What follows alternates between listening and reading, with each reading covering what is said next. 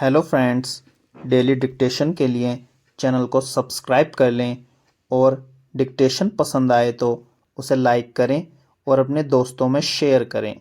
यह dictation 5 second बाद शुरू होगी।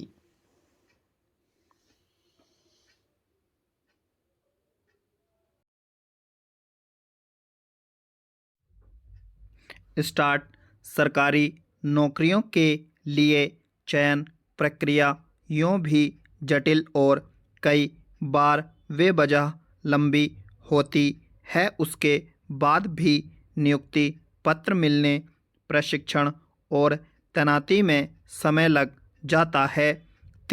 पर अगर किसी अभ्यर्थी को चयन हो जाने और वरीयता क्रम हासिल करने के बाद कहा जाए कि उसके पास संबंधित पद की अर्हता न होने की वजह से उसकी नियुक्ति रद्द की जाती है तो उस पर क्या गुजरेगी समझा जा सकता है। ऐसे ही एक व्यक्ति का 28 वर्ष पहले डाक विभाग में चयन हुआ था, मगर प्रशिक्षण से पहले कहा गया कि उसके पास उचित डिग्री नहीं थी। स्वाभाविक ही उस व्यक्ति ने केंद्रीय प्रशासनिक न्यायाधिकरण में गुहार लगाई। करीब 4 वर्ष सुनवाई के बाद न्यायाधिकरण ने अभ्यर्थी के पक्ष में फैसला सुनाया। उसके बाद डाक विभाग ने इलाहाबाद उच्च न्यायालय में उस फैसले को चुनौती दी। करीब 17 वर्ष सुनवाई के बाद वहां से भी अभ्यर्थी के पक्ष में फैसला आ गया। तब डाक विभाग ने पुनर्विचार याचिका दायर कर दी।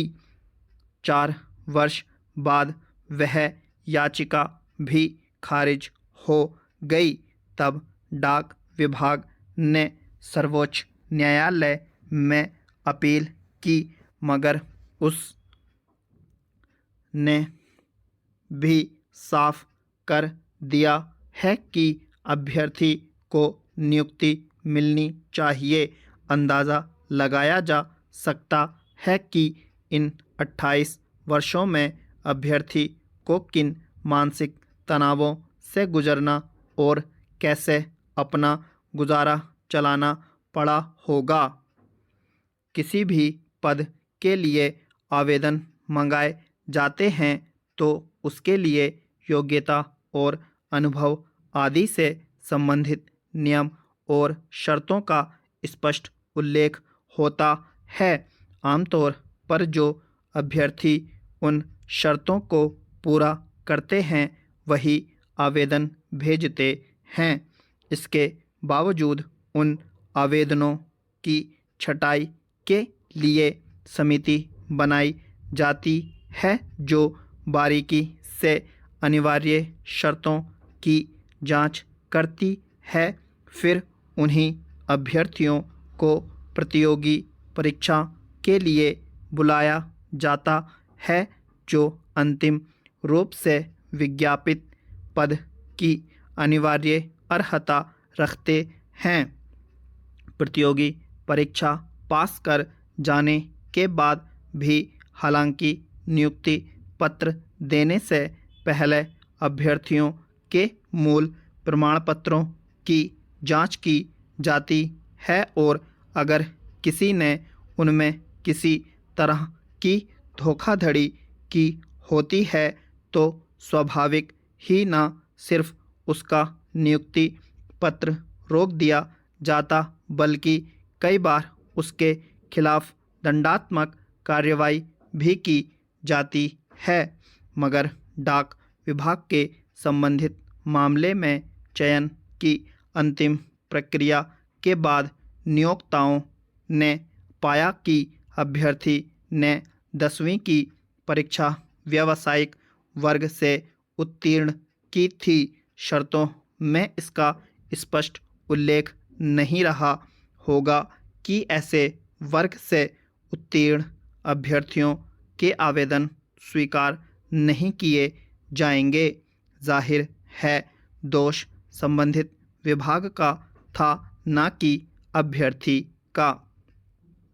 मगर डाक विभाग की असावधानी की वजह से एक चयनित व्यक्ति को 28 वर्षों तक भटकना पड़ा। हालांकि यह कोई अकेला मामला नहीं है। जब चयन की अंतिम प्रक्रिया के बाद भी अभ्यर्थी को इतने लंबे समय तक नियुक्ति पत्र के लिए संघर्ष करना पड़ा। कई राज्यों में राजनीतिक कारणों से किसी पद के लिए चयनित सारे के सारे अभ्यर्थियों के नियुक्ति पत्र रोक दिए गए। उन्हें दोबारा उसी चयन प्रक्रिया से गुजरना पड़ा। इस तरह अभ्यर्थियों के 8-10 साल निकल जाते हैं। उनमें से कई युवकों की तो उम्र सीमा पार कर जाती है। उत्तर प्रदेश और बिहार में ऐसे कई प्रकरण देखे जा चुके हैं। आखिर चयन प्रक्रिया को ऐसी काहिली, राजनीतिक संकीर्णता और अस्पष्ट नियम शर्तों में उलझा कर रखने से रोजगार के लिए जद्दोजहद कर रहे युवाओं को ही खमियाजा भुगतना पड़ता है। स्टॉप।